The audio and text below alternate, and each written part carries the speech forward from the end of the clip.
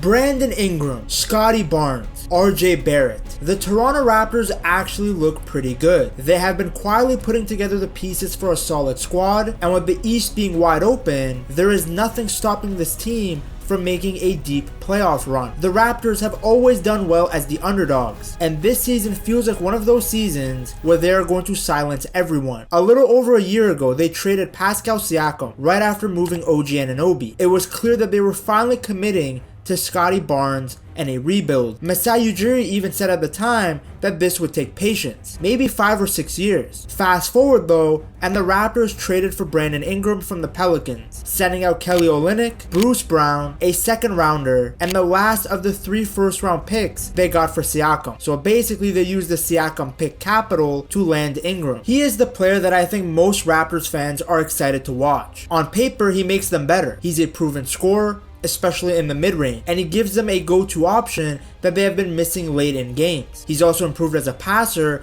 and can take the pressure off of Barnes and RJ Barrett. The main reason Brandon Ingram was brought in though was to score. Bobby Webster called him a hooper's hooper, while Coach Darko said that he just wants Ingram to be himself as he enters his prime. Toronto have been one of the worst offensive teams in the league in the last 2 years, finishing near the bottom in scoring. Ingram can change that. He's a proven mid-range shooter, and he's someone who can create a shot when the offense stalls, and that's something that the Raptors have badly needed. Their half-court offense is not good, and when the games got close, they didn't have someone who could consistently create a bucket, and that's where Ingram comes in. Now the big question is, how will he fit into Darko's system? The Raptors love ball movement and playing fast. Last season, they set a franchise record for assists, and they want to keep that style. Well, the good thing is that while Ingram has a reputation as a scorer, he's also a pretty underrated passer. Over the last 4 years, he's posted assist numbers very similar to superstars like Kevin Durant and DeMar DeRozan. Ingram himself has said that he likes keeping his teammates involved, and when everyone touches the ball, it helps the team's energy on both ends. Because that's the main thing about Ingram. He's not just a scorer, he's also a very underrated passer. He's averaged over 5 assists a game in recent years. But the issue with him is that his style is slower and more deliberate, which doesn't totally fit the movement-heavy, pass-first offense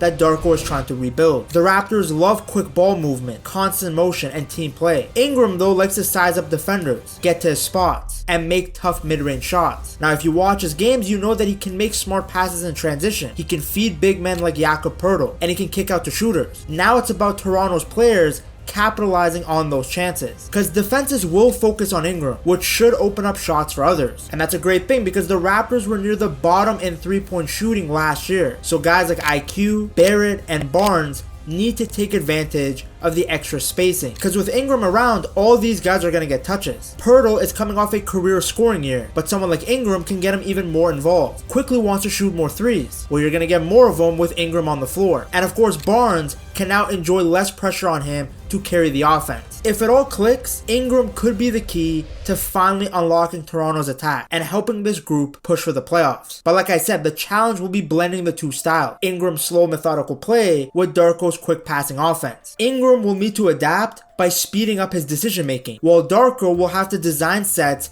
that will let him do what he does best: hit shots, draw attention, and take the pressure off of guys like Scottie, RJ, and IQ. Then there's also the bigger picture. The Raptors are betting on him despite his injury history. If this works, Toronto can become a very tough playoff team again, and Darko will be their long-term coach. If it doesn't, then Ingram's stay and Darko's tenure as coach might be short. In the end, it's all about balance. Can the Raptors keep their movement and unselfishness while giving Ingram the freedom he needs? That question will define the next chapter for this team. Now, of course, there are risks with Ingram. It's not all sunshine and rainbows. He is only 27, but he has a history of missing big chunks of multiple seasons. The Raptors also gave him a pretty big extension, which is on top of RJ Barrett's deal and whatever comes with Barnes down the road. There is no doubt that Ingram lifts the Raptors' half-court offense. Like I said, if it clicks, the trade will look fine. But the timing of this deal also makes it a bit confusing. It's a move that reminds people of the Jakob Poeltl trade a couple of years ago, or even the Rudy Gay trade back in 2013, adding a good player to a team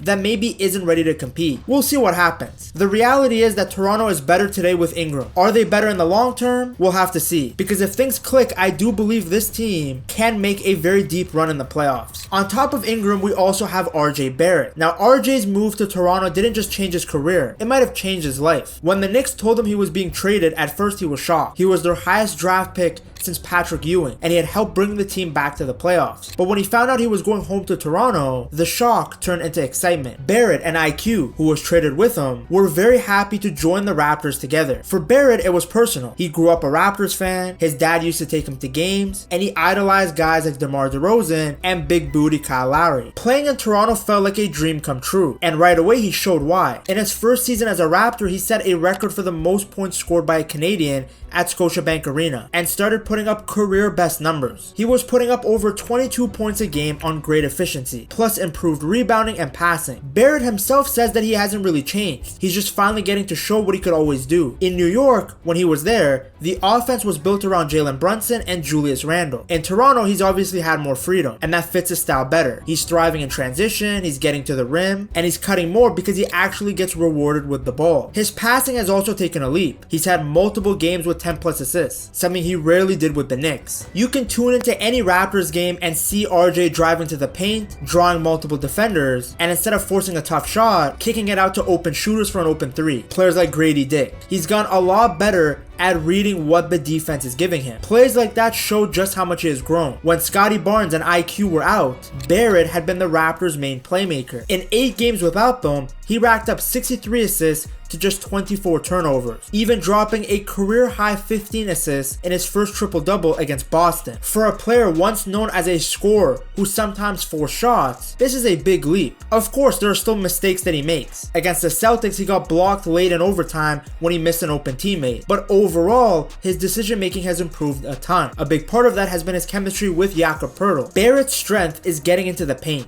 and Poeltl has been great at finishing plays, hitting floaters, putbacks, easy shots inside. Barrett has fed him in pick and rolls, along with smart bounce passes, lobs, and quick reads. And then on top of doing the fundamentals well, Barrett has also been putting up flashier passes. A behind the back dime here, a lob there, even a baseline kick to Chris Boucher. These are the kind of plays you want to see from one of the team's main options. Now, when the Raptors are fully healthy, RJ Barrett won't have to carry the offense alone, and that's when his scoring efficiency will matter more. In 2024, he put up career best shooting numbers, but with a heavier workload in 2025, those numbers dropped. That's fine though, because he's proving that he can be a legit playmaker that can give the Raptors another weapon going forward. Then of course, how can I forget about Scottie Barnes? The 2024-2025 season put a lot of pressure on Scottie Barnes' shoulders. With the Raptors rebuilding and reshuffling, Scottie was asked to be the main guy on offense. And while he gave it everything, defending, rebounding, making plays, he struggled to carry the scoring load all by himself. His efficiency dropped, his shooting took a hit, and at times it looked like he was just trying to do too much. Now, part of the problem was the lineups. Playing next to Darko Rajaković clogs the paint. When they're both on the floor,